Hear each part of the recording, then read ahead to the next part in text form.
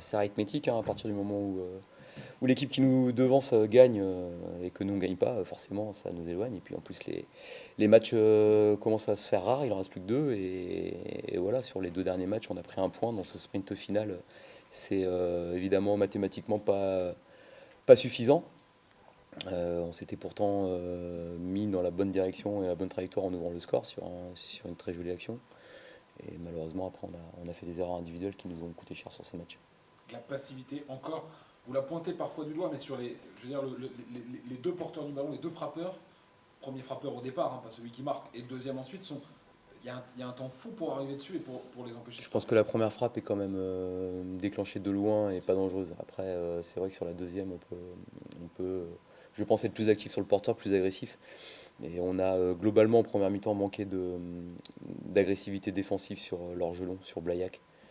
On a mis du temps à trouver le bon positionnement par rapport à ce jeu-là où ils envoyaient beaucoup de joueurs autour et nous on avait un pressing qui était haut sur leur milieu mais ils passaient pas par eux et on ouvrait les espaces. Voilà, il a fallu corriger le positionnement de Pape notamment.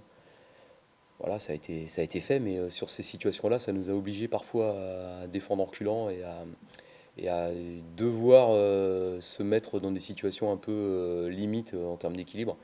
Et puis oui, on a été passif, mais globalement sur la première mi-temps, on a été passif sur les duels défensifs. Je nous ai trouvé plutôt alerte et intéressant dans le jeu, dans la capacité à notamment animer les couloirs, à l'image du but, ou des situations qui auraient pu faire but, ou du penalty qui n'a pas été sifflé.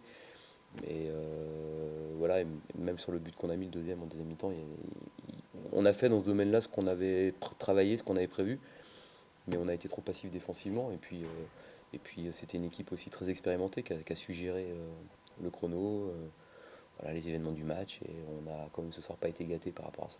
Le contenu, le contenu, tout n'est, voilà, il y a toujours un effet de loupe et un effet grossissant par rapport à l'enjeu du match. Et il reste deux matchs, on a perdu 2 points ce soir. On n'avait pas gagné la semaine dernière, donc forcément on a tendance à ressortir d'un match comme ça, et même le coach que je suis, de voir les choses de façon négative. Il y a des choses qu'on n'a pas bien faites, notamment en première mi-temps, ce que je viens d'expliquer. Mais dans le contenu, il y a eu des choses, c'est pas tant ça qui gêne, c'est que je trouve que ce soir, dans les deux surfaces, on n'a pas été bon. Et vous savez, c'est la fameuse phrase que beaucoup emploient, mais les matchs se gagnent dans les deux surfaces. Et souvent, les équipes qui montent sont celles qui ont une capacité à être très efficaces dans leur surface et dans la surface adverse. Et encore une fois, ce soir, je trouve qu'on n'a pas suffisamment pesé offensivement sur cette défense qui, pour ma part, me semblait être abordable.